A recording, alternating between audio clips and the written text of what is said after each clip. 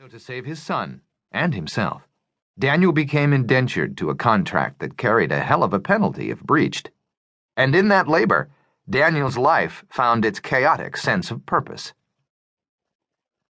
Daniel wasn't sure exactly how many months had passed since his previous job for Atibon had reached an explosive conclusion that had left a body count of Russian gangsters, Mexican mobsters, and bike gang members spread across the campus of the Staples Center. The assignment had also cost him the friendship of the man he'd come to regard as a brother, and the love of the one woman he felt was worth his travels through hell and back. In the absence of friendship and love, Daniel's tenuous grip on his humanity began to slip, and Atibon's assignments became his only reason for getting down the road.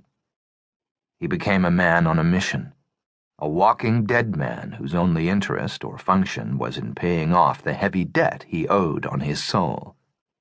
And that is how a middle-aged music promoter from L.A. found his way from the darkest corner of the Mississippi Delta to the blackest back booth of a pub in London's Streatham Hill, universal chaos with a celestial purpose.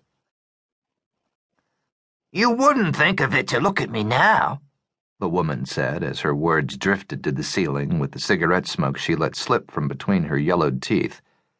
"But in my day, I was quite a lovely bit of stuff indeed."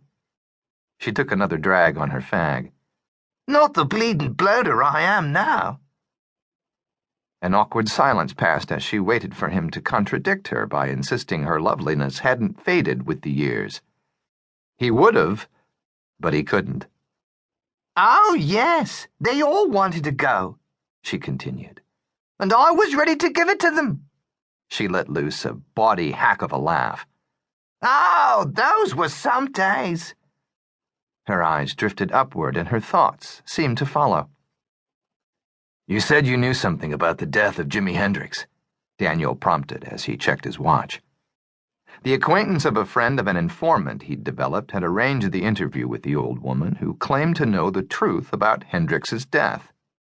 And while he appreciated her willingness to meet and speak, he didn't have the time or inclination to spend the evening indulging in old woman's booze-soaked reminiscences. "About what, love?" She seemed startled to find herself back in the present. "Jimi Hendrix." "Oh, right," she said. "Well, of all the lads that fancied me, the one I loved back was William Gibbons. He was a good man, but on a policeman's salary he didn't see much of a future for us. Then one day he says, 'Darling Lil, would you run away with me?'" She took another gulp from the glass of whiskey in front of her and coughed as it burned its way down. "I said, 'Don't be daft, Will. For a year you've been telling me we can't be married because we don't have enough money, and now you're asking me to run off with you?'" "And this has to do with Jimi Hendrix?" Daniel just wanted to be sure. "Calm yourself. I'm getting to that part now." She was annoyed by his rudeness, but not so offended that she was willing to lose her audience.